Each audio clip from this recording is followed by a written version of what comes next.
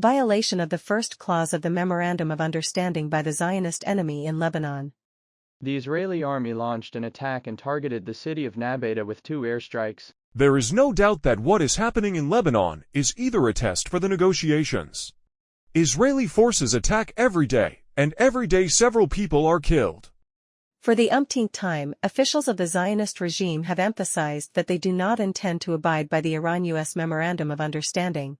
We have made this completely clear. We will not retreat, and we will remain in the security zone.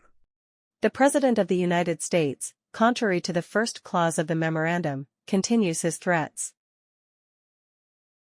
He has said that if Iran does not stop supporting Hezbollah, or if it tries to impose tolls on the Strait of Hormuz, he will attack Iran again. Trump also insulted the Iranian people, who are facing hunger, by stating that he will only release Iran's frozen assets in exchange for purchasing American agricultural products, which is a violation of Clause 11 of the memorandum.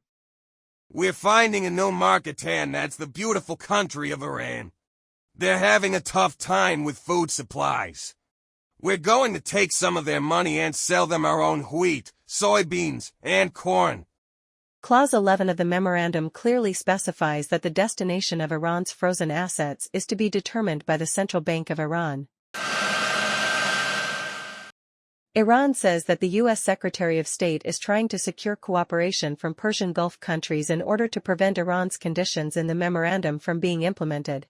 One point that seemed completely clear was that there was no support whatsoever among the Gulf countries for any tolls or charges on the Strait of Hormuz. At the same time, the opening of a new route by Oman, under U.S. pressure, for the passage of ships, to be managed by the International Maritime Organization, constitutes a violation of Clause 5 of the memorandum. Meanwhile, a ship that intended to use this route has suffered an accident.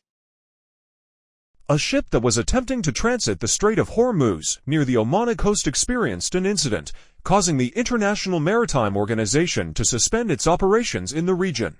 The experience of American bad faith is a long one for the Iranians. Perhaps there is no one in Iran who would be surprised by America's numerous breaches of promise. Iranian negotiators also know very well that the only way to force their enemy to fulfill its commitments is through the instrument of power.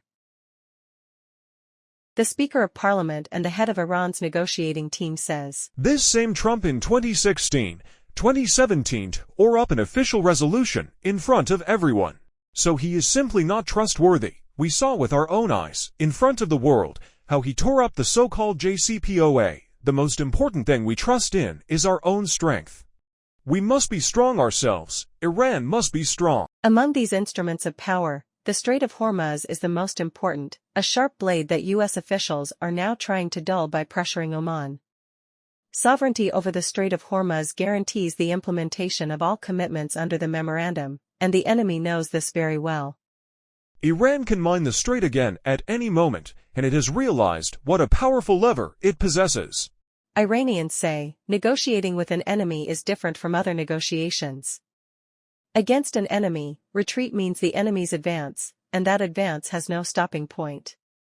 To stop the violations, if action is not taken today, tomorrow's cost will be much heavier. This is a truth that Iran's diplomatic men know well, and the enemy will not achieve at the negotiating table what it could not achieve on the battlefield.